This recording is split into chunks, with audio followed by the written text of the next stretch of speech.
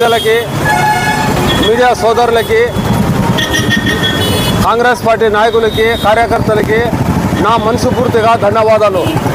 ఈరోజు మన భారతదేశ పేరులో ఉక్కు మహిళ అంటేనే గుర్తుపట్టగలరు, లేకపోతే గుర్తుపట్టలేరు। అటువంటి ఉక్కు మహిళ భారత తొలి మహిళా ప్రధాన మంత్రి శ్రీమతి ఇందిరాగాంధీ వర్ధంతి ఈరోజు కాంగ్రెస్ పార్టీ ఆధ్వర్యంలో ఘనంగా జరిపించుకుంటున్నాము। మన భారతదేశంలో శ్రీమతి ఇందిరాగాంధీ గారు భారతదేశ ప్రధానమంత్రిగా పదవి బాధ్యతలు చేపట్టిన తర్వాత ఎస్సీలకు, ఎస్టీలకు, మైనారిటీలకు ఎన్నో విధాలుగా అభివృద్ధి చేసింది। అంతేకాకుండా ఎస్సీలకు చూడండి, రిజర్వేషన్ కల్పించిన ఘనత శ్రీమతి ఇందిరాగాంధీ। ఎస్సీలకు చూడండి, రిజర్వేషన్ కల్పించిన ఘనత శ్రీమతి ఇందిరాగాంధీది।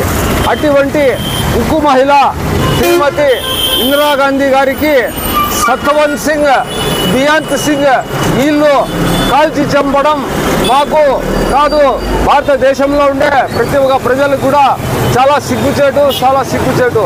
అంతేకాకుండా ఈరోజు ప్రతి ఒక్కరు టీడీపీ కావచ్చు, వైసీపీ కావచ్చు, సిపిఐ కావచ్చు, సిపిఎం కావచ్చు, మీరంతా భారతదేశ తొలి ప్రధానమంత్రి శ్రీమతి ఇందిరాగాంధీ వర్ధంతి కాబట్టి ఎవడైనా జరుపుకోవచ్చు।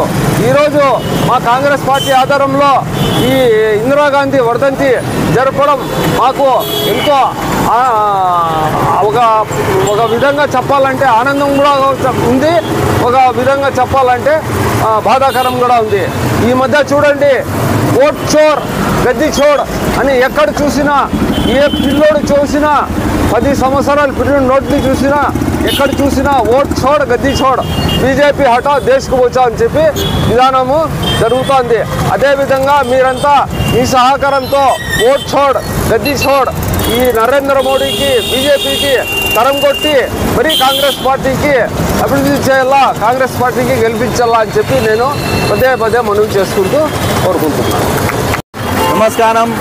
ఈరోజు ముఖ్యంగా మన కదిరి కాంగ్రెస్ పార్టీ నాయకులు కలిసి మా మోహన్ గాంధీ గారు, ఇమ్దాదుల్లా ఖాన్ గారు, షౌకత్, ఇర్ఫాన్, బావా ప్రతి ఒక్కరు పేరున ఈడ కాంగ్రెస్ పార్టీ నాయకులు కలిసి ఇందిరమ్మ వర్ధంతిను జరుపుకుంటున్నాం।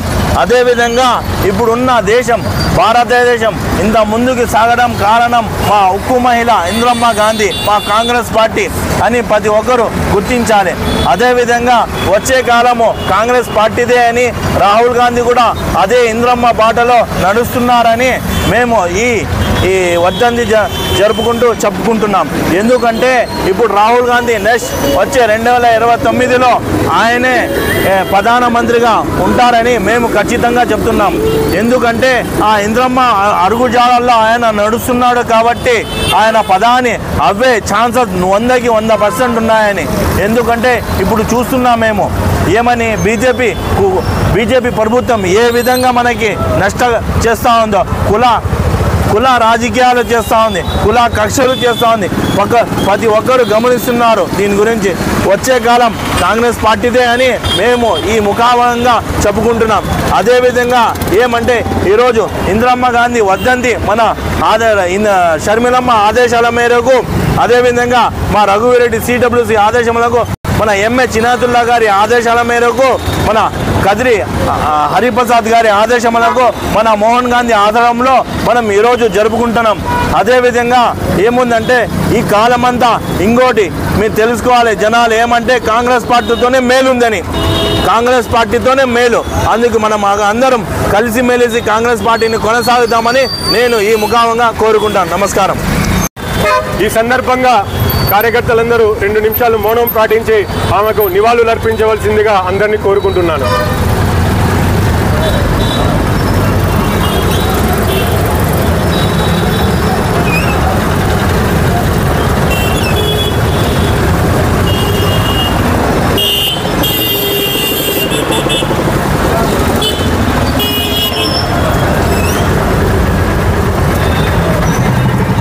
అతి త్వరలో ఇంద్రమ్మ సర్కిల్లో ఇంద్రమ్మ విగ్రహాన్ని కూడా మేము మా పెద్దలు గారి చేత విగ్రహాన్ని ఓపెన్ చేపిస్తామని ఈ ముఖాముఖంగా చెప్పుకుంటున్నాం.